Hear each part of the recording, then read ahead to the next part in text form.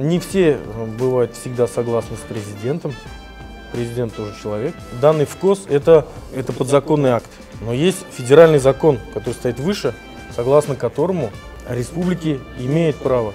Ну, в год же уточняют законы, и для этого нужны подзаконные акты. Уточняют, но у нас есть Конституция Российской Федерации, которая дает право республикам устанавливать государственные языки республик. В данном случае возникает правовая коллизия. То есть ВГОС, то есть подзаконный акт, противоречит федеральному и республиканскому законодательству. Прокуратура должна была предъявлять претензии, в первую очередь, Госсовету. Прокуратура очень слабо ориентируется в законах об образовании. Там есть предписание вообще убрать преподавание на татарском языке. Это язык наших предков. Мы его забыть никак не можем. Мы его должны изучать. В нашем проекте «Реальные люди» сегодня адвокат Руслан Нагиев. Руслан, добрый вечер. Здравствуйте. Вы являетесь тем юристом, который подготовил исковое заявление, которое должно защитить, так скажем, должен защитить татарский язык. Уже в СМИ об этом писали, что, собственно, есть школа в Набережных Челнах, которую не называют, поскольку просил так директор, чтобы не усугубить ситуацию и не подставить себя. Хотелось бы, чтобы вы рассказали, собственно, в чем заключаются ваши исковые претензии в Верховный суд России. Значит, началось с того, что прошли проверки прокурорские по школам республики. После этого стали обращаться некоторые директоры, которые не согласны с этими предписаниями прокуратуры. Мы проанализировали ситуацию, изучили эти предписания. Даже есть предостережение в незаконной деятельности. И пришли к тому, что данные предписания не совсем соответствуют закону, потому что в своих предписаниях прокуратура ссылается на федеральный государственный стандарт образования в ГОС, да, согласно которому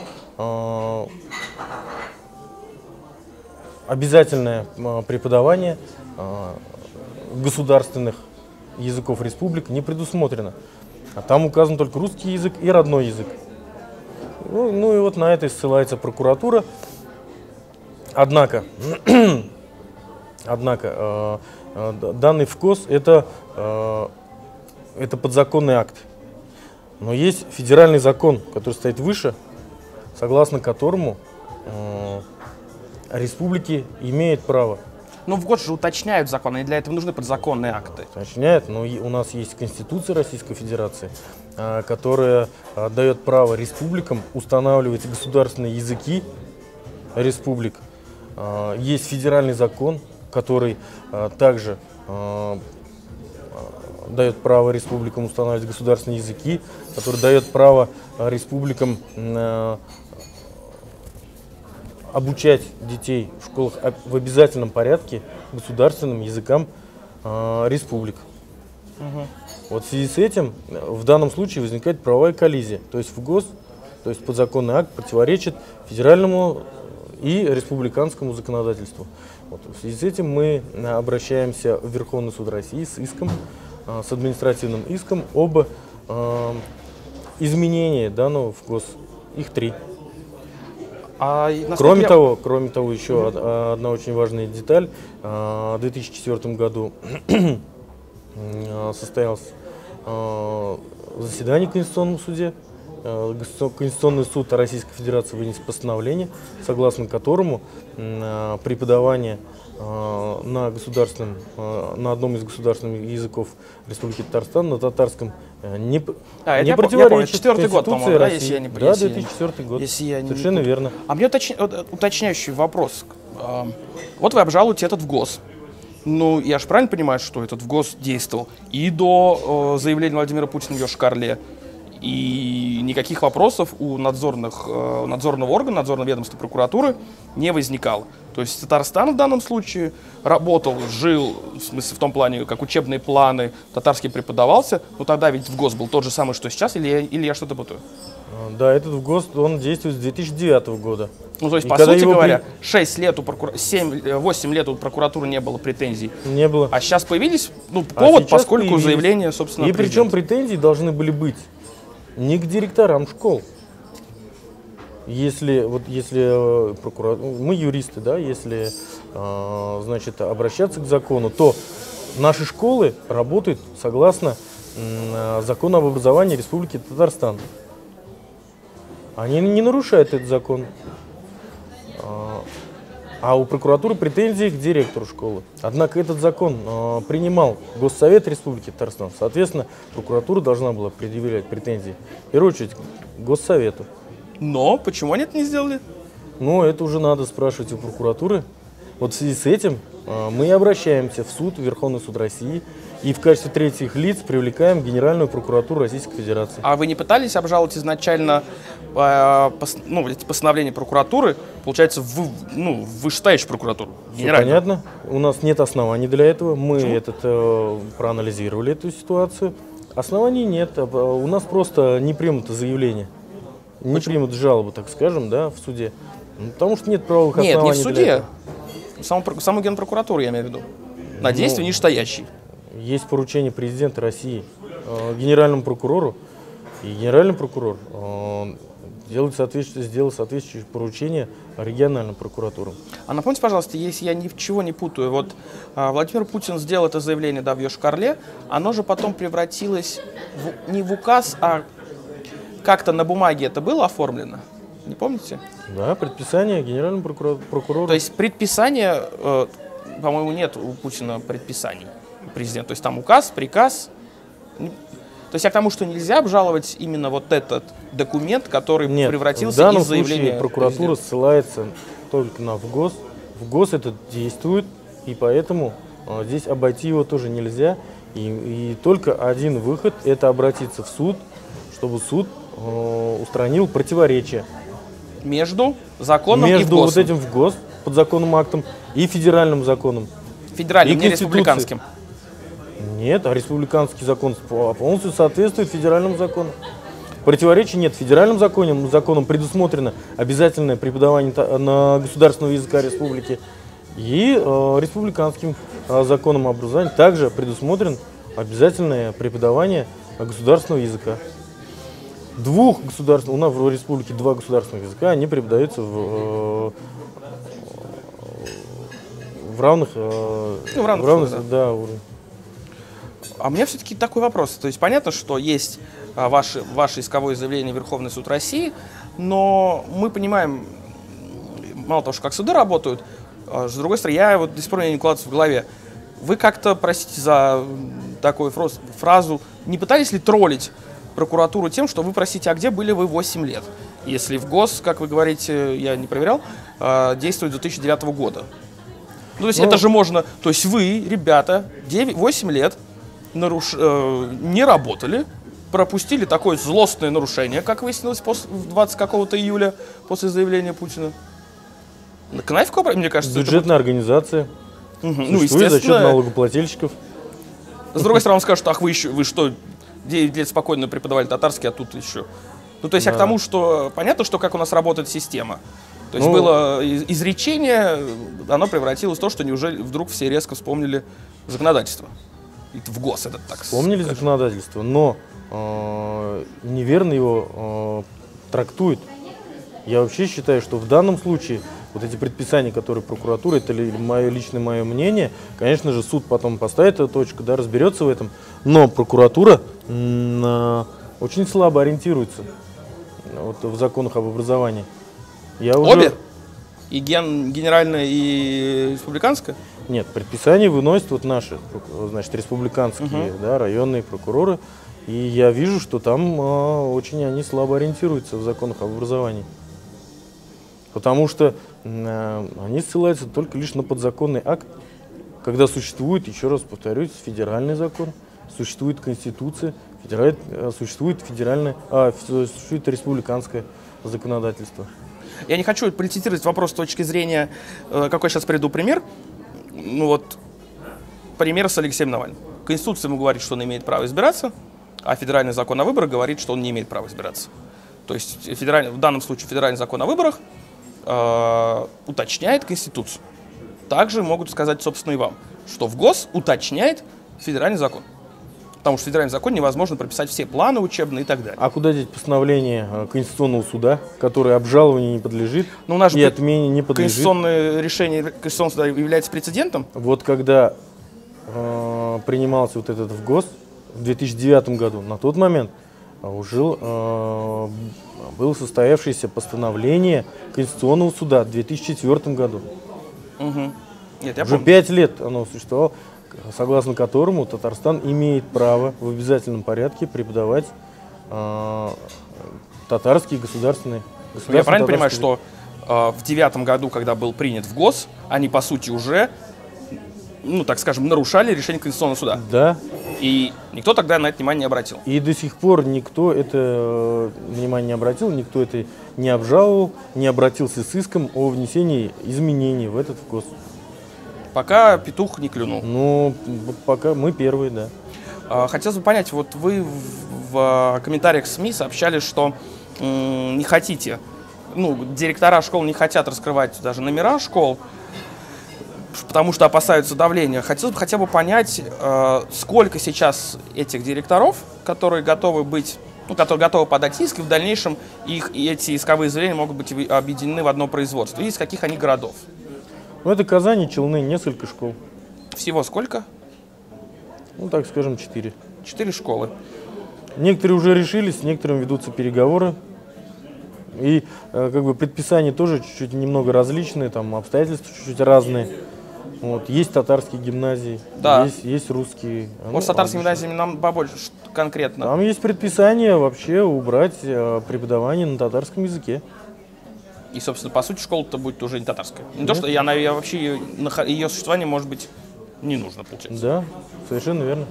А в четверг, 26 августа, состоялась сессия Госсовета, на которой высшее руководство Татарстана наконец-таки высказал свою позицию по поводу татарского языка. На пресс-конференции после сессии Госсовета председатель парламента Фарид Мухаммедшин отметил, что татарский язык обязательно преподавание будет сохраниться. То есть может ли это сыграть как-то плюсом в последующем рассмотрении ваших исковых заявлений в Верховном суде России? На ваш взгляд. Не исключаю. Конечно же, поддержка руководства Татарстана это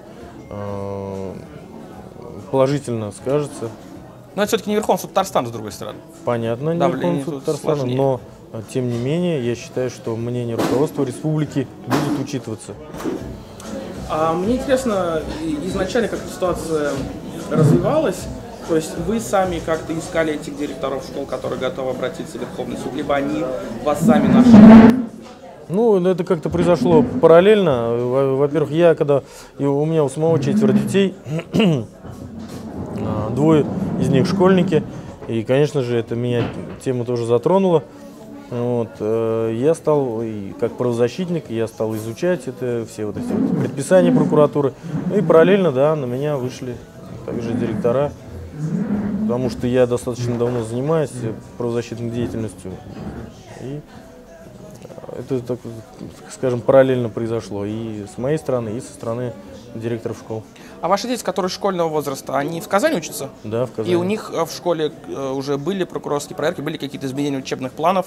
Как это началось в Казани? Ну, вот сейчас это, да, проходит собрание, предлагаются какие-то учебные планы и так далее. И так далее. Вот у вас, извините, татарская гимназия или общеобразовательная? Нет, обычная школа. Обычная. И вот, по крайней мере, в школах, в классах ваших детей, там какая в целом позиция? Ну, сейчас же они там заявления должны написать, что русский или татарский и так далее, на выбор. Либо то, либо, ну, в смысле, готовы ли они изучать татарский язык или не готовы? У детей ваших в классах какая ситуация в этом вопросе? Насколько я знаю, по нашей школе практически все за татарский. Ну, там есть, да, пара семей, которые не хотят в обязательном порядке учить татарский язык. Вот у меня у родственников ситуация, то есть когда им предлагают, либо у вас там будет, там в гимназиях бывает, что дополнительные уроки ставят, гимназия это может сделать, там, например, или английский, или математику, или татарский, то у них было 2 татарских и один английский, по-моему. И сейчас у них это 2 татарских, скорее всего, уберут, и татарского не останется. То есть что вы можете, например, посоветовать в данном случае, помимо подачи исковых заявлений, родителям, которые хотят, чтобы их дети продолжали изучать татарский язык? То есть мы понимаем, я к чему это говорю, поскольку если там часть небольшая среди класса или среди школ, которые готовы изучать татарский, то учителей просто, скажут, что мы вас ради 15 человек будем вам факультативно что-то преподавать, вряд ли. Ну, конечно же, родители должны наставить, обращаться к директору. А директор у него, прокуратура у него... Прокуратура пока эти предписания, опять же, я повторюсь, это предписание обжалуется. Есть федеральный закон. И вообще, согласно закону, в учебный процесс никто не вправе вмешиваться. Ни региональные, ни федеральные власти. Но Минобр же постоянно вмешивается. Вот. И мое мнение такое, что государственный язык должен изучаться в обязательном порядке. Потому что это язык, это государственный язык республики. Это и у нас ведется делопроизводство на обоих языках, на русском и на татарском. У нас проводятся даже судебные заседания на татарском языке. Если просят, Я в таких заседаниях принимал участие. И у нас есть районы, где большинство, абсолютное большинство говорит на татарском, на русском, конечно же, тоже, но в основном на татарском. И, конечно же, знать этот язык нужно. И если мы не будем преподавать детям этот в обязательном порядке государственный язык, как же они будут работать в государственных структурах в дальнейшем? Ну, вы же прекрасно знаете, что республики, в которой... 2 языка должен знать только президент. У нас по закону. Республика Татарстан. Нет, у нас 2 государственных языка. Нет, 2 государственных языка, но в смысле так написано, что то есть ни председатель, например, Госсовета официально не должен знать татарский язык, а только президент. Я понимаю, что это нужно в рабочих моментах, поскольку разные ситуации бывают, и кто-то говорит там на татарском, в разных абсолютно сферах деятельности. Но, тем не менее, в этом же в том числе есть и претензия татарских, например, активистов, которые жалуются на то, что ни одно заседание Госсовета Татарстана за последние годы не проводилось на татарском языке, как судебное производство ведется на русском, в том только случае, если какая-то из сторон дела не просит переводчика, и другие там заседания госорганов, которые не проводились на татарском. Собственно, я к чему задаю вопрос уже вам не как к адвокату, а как к человеку, который, как я понимаю, все-таки ратует, как вы говорите, то, что вы мне сейчас пояснили, за преподавание татарского, поскольку оно нужно в дальнейшем.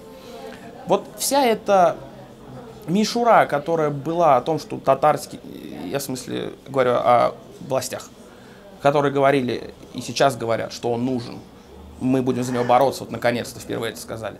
Однако сами-то, я смотрю, что-то вы татарским-то разговариваете достаточно редко, на официальном уровне. То есть нет ли, на ваш субъективный взгляд, какой-то недоговоренности, какой-то лжи и фальши в этом, когда вы сами очень за это болеете и ратуете, однако сами же его не используете? Я родился и вырос в Казани, учился в школе в 80-е, в начале 90-х годов. В наше время было изучение татарского необязательным. Да, я читал об этом. И я прекрасно знаю, что вот наши казанцы, татары, в связи с этим очень плохо знают язык, татарский язык. Сейчас я наблюдаю, что язык стал возрождаться. Возрождаться? Да. Это сейчас когда? Сейчас, после того, как... После Путина заявления. После того, как татарский язык стал в обязательном порядке преподаваться в школах. То есть, я понял. Наши дети очень хорошо знают язык, лучше, чем родители. Язык стал возрождаться реально. И никому это не мешает, никому от этого хуже не стало. Мы стараемся изучить какой-то иностранный английский язык, который, по большому счету, никакого отношения к нам не имеет. И мы хотим забыть, так скажем, запретить, да, даже, может быть, в кавычках, татарский язык, который здесь существовал всегда. даже раньше русского языка. Но на это вам скажут, что английский детям понадобится больше, чем татарский. И это имеет право на существование, такая мысль. Поскольку, как вот я вам обсуждал, что английский язык, они могут куда-то поехать, учиться, говорить на языке. Мы что, все уедем теперь в Англию? Нет, я не говорю, что или в Штаты? Все. Я к тому, что сейчас, например, если вы посмотрите, зайдете на сайт какой-нибудь Headhunter, да, по работе, вы увидите, что во многом, в большом количестве случаев требуется английский язык. Про татарского там слова нет. Есть, но меньше. Еще раз повторюсь, татарский язык здесь был всегда. Нет, это я понимаю. Он был и до значит, прихода сюда русского языка. Это язык наших предков. Мы его забыть никак не можем. Мы его должны изучать. Мы его должны развивать. Что касаемо нужности или ненужности, да, татарского языка, зная татарский, вас легко поймут в Башкирии, можно общаться. Во-первых, если по России, это Башкирия, это Алтай, это карачаевцы, это балкарцы, это нагайцы, это кумыки Дагестана, азербайджанцы Дагестана. Ну вам же на это противники татарского из союзных языка. Республик это Азербайджан, Узбекистан, Казахстан очень близкий. Ну Турция, Киргизия очень близкая. Турция еще. Турции, конечно. Да, просто абсолютно. я говорю, что я к вам сейчас не свое мнение высказываю, а мнение противников татарского языка. Они скажут, например, то же самое. Английский язык поможет там буквально в 150 странах мира, например.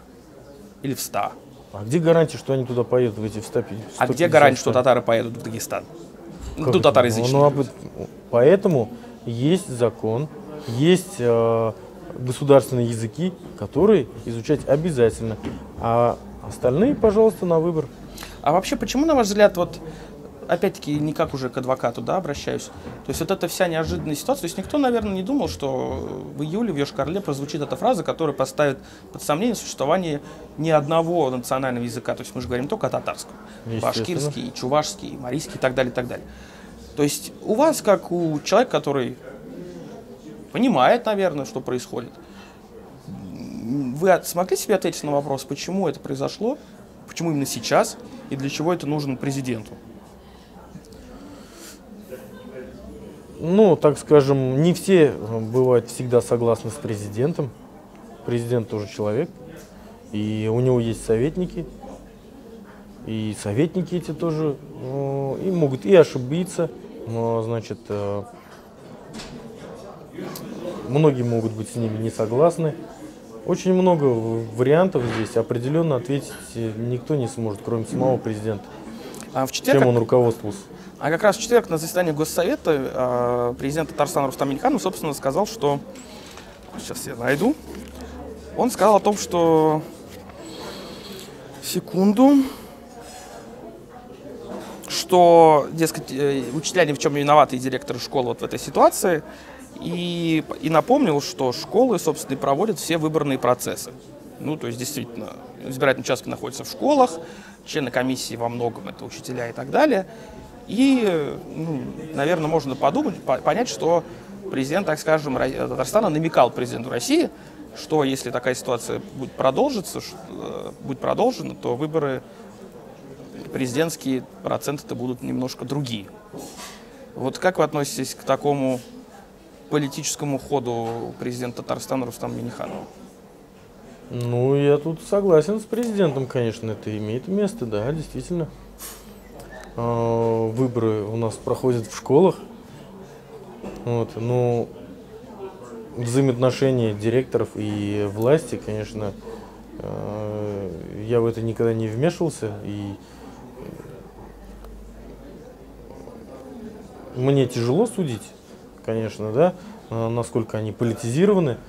Но я думаю, что определенный, да, смысл есть в этих словах. Я уж не знаю точное количество учителей татарского языка, но вот пишут, что это 2800 человек. Не важно сколько, большое количество человек. И в случае, если те проблемы с преподаванием татарского, которые сейчас имеются, они могут потерять работу. Вот обращались ли к вам, или вы сами думаете о том, чтобы подать иск и по другому поводу? В этом плане, что люди потеряют работу Я не знаю, там по Трудовому кодексу это законно, незаконно, но, собственно, вот в эту сторону уйти. Если будут обращения, будем разбираться. Пока что в настоящий момент я, значит, видел, что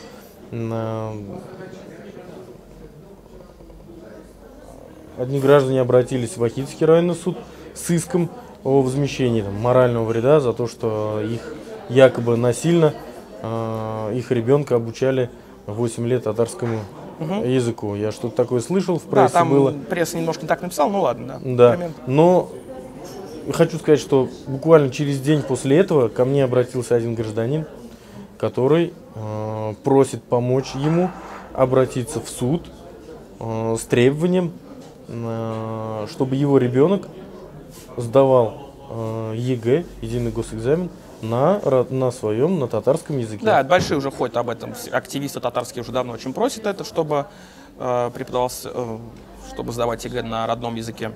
Вот такое обращение есть. И вы взялись за это дело? Да, буквально вчера такое обращение было. Мы, да, будем анализировать ситуацию законодательства. А это потенциальное обращение в какой суд? Татарстанский, Верховный суд России или куда? После анализа законодательства мы примем решение, какой будет это суд, и обратимся. А есть понимание, когда, в какие сроки примерно Верховный суд России может приступить вот к рассмотрению исковых заявлений в отношении федеральных государственных образовательных стандартов? Ну, то, что вы подаете. Есть понимание? Ну, по срокам, в течение когда это месяца, да. В течение месяца? Да. Вас понял. Спасибо большое за интересную беседу. У нас сегодня в гостях был адвокат Руслан Нагиев. Смотрите нас на нашем сайте delreal.org, в наших социальных сетях и на канале в YouTube. До свидания. Спасибо вам.